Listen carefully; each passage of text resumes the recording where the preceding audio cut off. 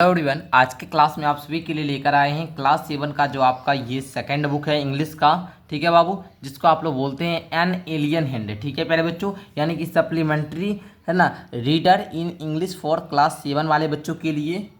तो इस बुक का आज हम लोग चैप्टर नंबर 1, जिसका नाम है बाबू द टीनी टीचर। ठीक है ना।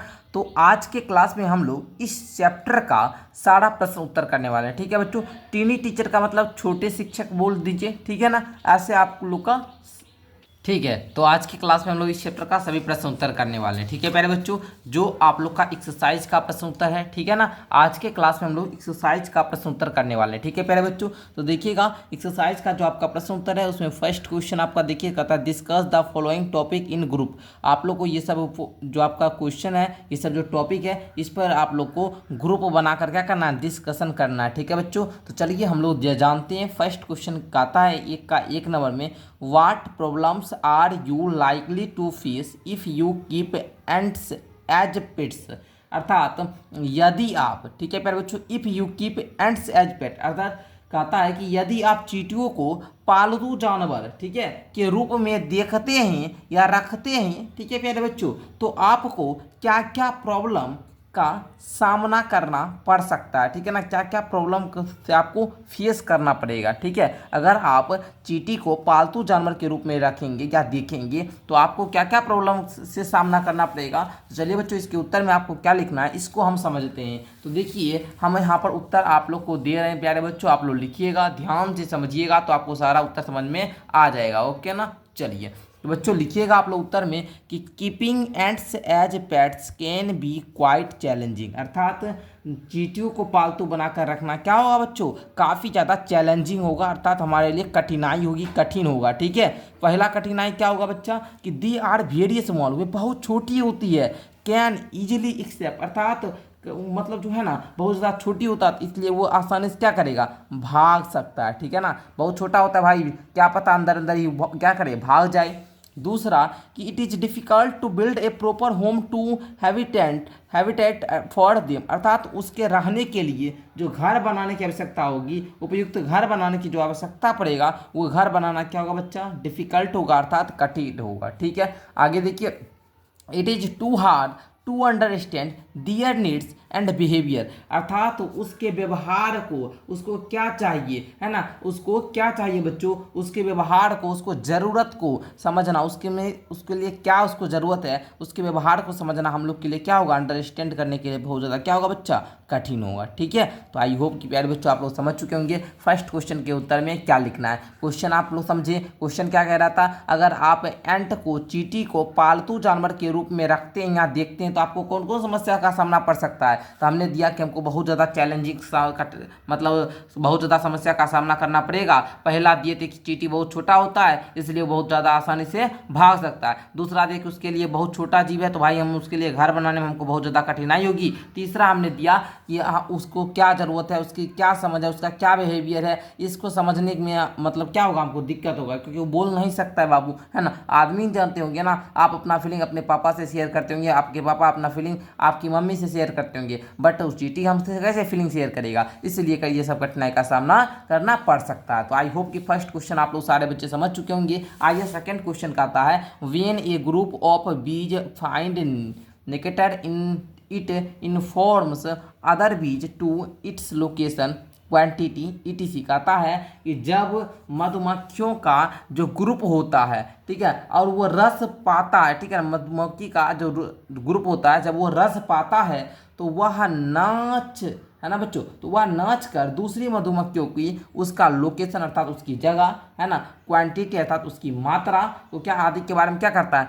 इन्फॉर्म करता है अर्थात बताता है। ठीक है, थ्रू डांसिंग, नाच कर, ठीक है ना, क्या करके बच्चों, नाच कर बताता है। Can you guess what ants communicate to their fellow ants by touching one another feelers, अर्थात क्या आप अनुमान लगा सकते हैं कि चींटियां जो होती है एक दूसरे के मूंछों को छूकर अपने साथियों को क्या बता सकती होगी, क्या बताती होगी, इसका अनुमान लगा सकते हैं बच्चों। तो आप लोग लिखिएगा हाँ सर लगा सकते हैं। ठीक है, तो लिखिए उत्तर में, and touch each others feelers है ना, टू शेयर इन्फॉर्मेशन। जो चींटियाँ होती है एक दूसरे की मूंछों को जो स्पर्श करती है, ठीक है ना, स्पर्श अर्थात यहाँ पर हम लिखना चाहते, चलिए फीलर्स ही है तो कोई बात नहीं बाबू, फीलर्स मतलब मूंछों को जो छूकर जानकारी क्या करना चाहते हैं, शेयर करना चाहते हैं, ठीक है ना, जानकारी को शेयर करना चाहती है, ठीक है, वो बताना चाहती है, वो इस बातों को बताना चाहती है, वो उसके बारे में बताना चाहती है कि भोजन जो है ना भाई, भोजन वो कहाँ है, भोजन की जगह को बताती है, भोजन की जगह पर जाना किस दिशा से हमको जाना है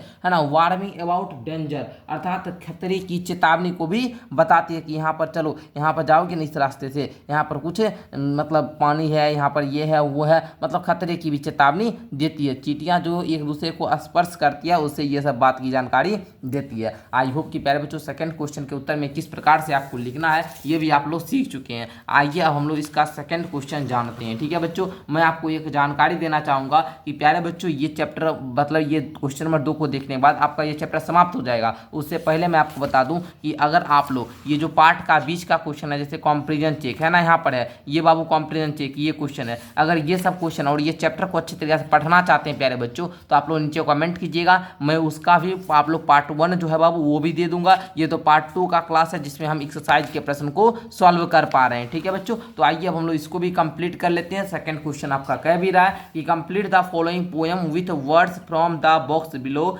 देन रिसाइट द पोएम, अर्थात आपको जो है इस बॉक्स में क्या दिया गया, वर्ड दिया गया है, आपको इस वर्ड से लेकर इस पोएम को कंप्लीट करना है, ठीक है बच्चों। और कंप्लीट करने के बाद आप लोग क्या कीजिएगा, इस पोएम को रिसाइट कीजिएगा, ठीक है। सारे बच्चे क्या करेंगे जी, रिसाइट करेंगे। तो चलिए बच्चों हम लोग क्या करते हैं, जहाँ भरने वाला है भर लेते हैं। कहता है सोल्जर्स लिव इन बैरक्स, है ना, अर्थात सोल्जर्स जो होते हैं वो बैरकों में रहते हैं। And birds in dash, birds कहाँ रहते हैं तो बच्चा निस्ट, घोंसला में रहता है। यहाँ पर भर लेना आप लोग निस्ट, हो गया ना। उसी प्रकार मच लाइक ए स्नेक, ठीक है ना, much like a snake that rest, अर्थात सांप एक बिल में आराम करता है। In a dash no horse is able, अर्थात जो यहाँ पर क्या क्या बोल रहा है बाबू, नो हॉर्स इज एबल, ठीक है बच्चों।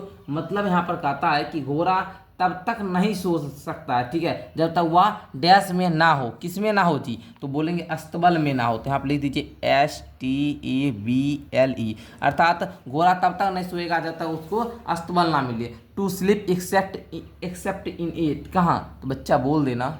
चलिए बच्चों यहाँ पर देखिएगा, कहता है कि सांप जो होता है वो आराम करता है होल में, बिल में आराम करता है, ठीक है बच्चों। यहाँ पर होल भरना था। एंड कहता है no horse is able to sleep except in a dash, तो घोड़ा कहाँ पर नहीं सो सकता है जब तक उसको अस्तबल ना मिले, तो अस्तबल यहाँ पर भरिएगा, ठीक है। पहले नेस्ट भरना है, उसके बाद होल भरना है, उसके बाद अस्तबल भरना है। And a dog lives well, है ना, और कुत्ता बढ़िया से रह सकता है, ठीक है ना, कुत्ता, और जो कुत्ता है ना आराम से केवल डैश में ही रह सकता है। माइंड यू ओनली इन ए, कहाँ पर जी, कैनल में। तो बच्चा बोलना KENNAL, बोलता है कि और कुत्ता अच्छा से जो है ना कहाँ रह सकता है, तो ओनली कैनल में ही रह सकता है, ओनली इन ए कैनल, अर्थात कैनल में ही अच्छा से रह सकता है। टू से high to an ant if you will you may have to climb and, कहाँ तो बच्चा बोल देना आप लोग कहाँ जी, मतलब जो अगर तुम चींटी को हेलो कहना चाहो तो तुम्हें उसकी बाम्बी पर चढ़ना पड़ सकता है, ठीक है।